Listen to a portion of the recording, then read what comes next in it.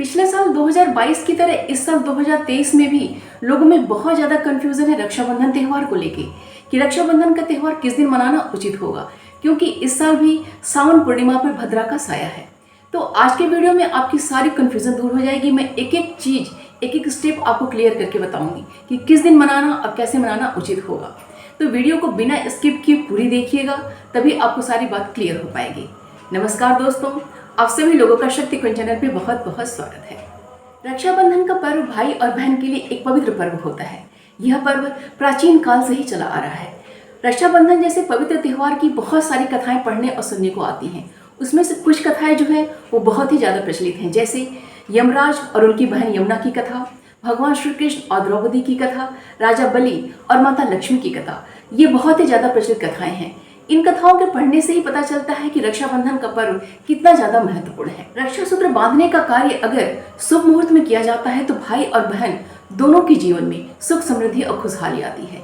इसीलिए रक्षाबंधन का जो त्यौहार होता है, ये जो पर्व होता है, हमेशा ही भद्रा रहित शुभ मुहूर्त में किया जाता है। देवी भद्रा सूर्यदेव की पुत्री है तथा यमराज शनिदेव और यमुना की बहन है। भद्रा देवी का निवास स्थान 3 जगहों पे होता है, पाताल में, स्वर्ग में और पृथ्वी पे।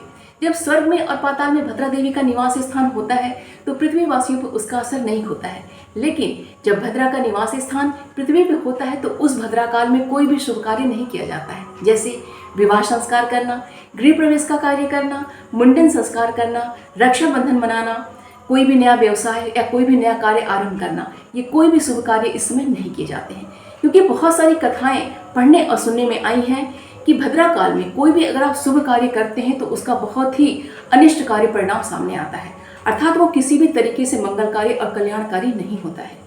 रक्षाबंधन का पर्व सावन मास की पूर्णिमा तिथि को मनाया जाता है। तो आइए जानते हैं कि 2023 में सावन पूर्णिमा तिथि का प्रारंभ कब हो रहा है, उसका समापन कब हो रहा है, और भद्रा काल का प्रारंभ कब हो रहा है, उसका समापन कब हो रहा है। तो सावन पूर्णिमा तिथि का प्रारंभ 30 अगस्त दिन बुधवार की सुबह में 10:58 पर हो रहा है। सावन पूर्णिमा तिथि का समापन 31 अगस्त दिन गुरुवार की सुबह में 7:05 पर हो रहा है। और भद्रा काल का प्रारंभ भी 30 अगस्त दिन बुधवार की सुबह में 10:58 पर ही हो रहा है। और भद्रा काल का समापन जो हो रहा है 30 अगस्त की रात्रि में 9:01 पर हो रहा है। और 30 अगस्त दिन बुधवार को जो भद्रा का वास है वो पृथ्वी पे ही है। एक चीज़ मैं आप लोगों को और क्लियर करके बताना चाहती हूँ कि 31 अगस्त दिन बृहस्पतिवार को जो सुबह में 7:05 पर पूर्णिमा तिथि का समापन हो रहा है, वहाँ से प्रतिपदा तिथि का प्रारंभ हो रहा है। तो प्रतिपदा तिथि का समापन उस दिन दोपहर में ही 3:18 पर हो जा रहा है और वहीं से द्वितीय तिथि का प्रारंभ हो जा रहा है। तो इस प्रकार इस दिन प्रतिपदा तिथि का क्षय है। अभी मैंने आप लोगों को 30 अगस्त और 31 अगस्त की तिथियों की स्पष्ट जानकारी दे दी। अब प्रश्न यह उठता है कि रक्षाबंधन का त्यौहार किस समय मनाना, किस दिन मनाना उचित होगा। तो रक्षाबंधन का त्यौहार हमेशा ही दिन के समय में अर्थात दोपहर के समय में मनाया जाता है, लेकिन व्रतराज पुस्तक में, निर्णय सिंधु में और धर्म सिंधु में बिल्कुल स्पष्ट बताया गया है कि अगर दिन के समय में पूरे दिन में भद्रा का साया रहता है तो भद्रा समाप्त होने के पश्चात रात्रि काल में भी आप रक्षाबंधन का त्यौहार मना सकते हैं।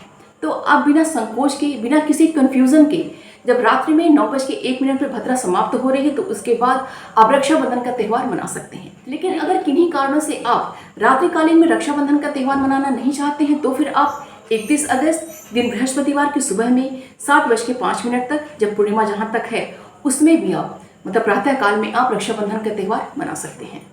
30 अगस्त दिन बुधवार को व्रत की पूर्णिमा रहेगी और 31 अगस्त दिन बृहस्पतिवार को स्नान दान की पूर्णिमा रहेगी। तो आप लोग रक्षाबंधन का त्यौहार या तो 30 अगस्त की रात्रि में मनाइए या फिर 31 अगस्त की सुबह में मनाइए। उम्मीद करती हूँ कि इस वीडियो से आपकी जो कन्फ्यूज़न होगी वो दूर हो गई होगी। वीडियो पसंद आए तो प्लीज़ इसे लाइक कीजिए और ज़्यादा से ज़्यादा लोगों तक शेयर कीजिए और इस चैनल को सब्सक्राइब कर लीजिए। मिलते हैं अगले वीडियो में। अपना और अपनों का ख्याल रखिएगा। नमस्कार।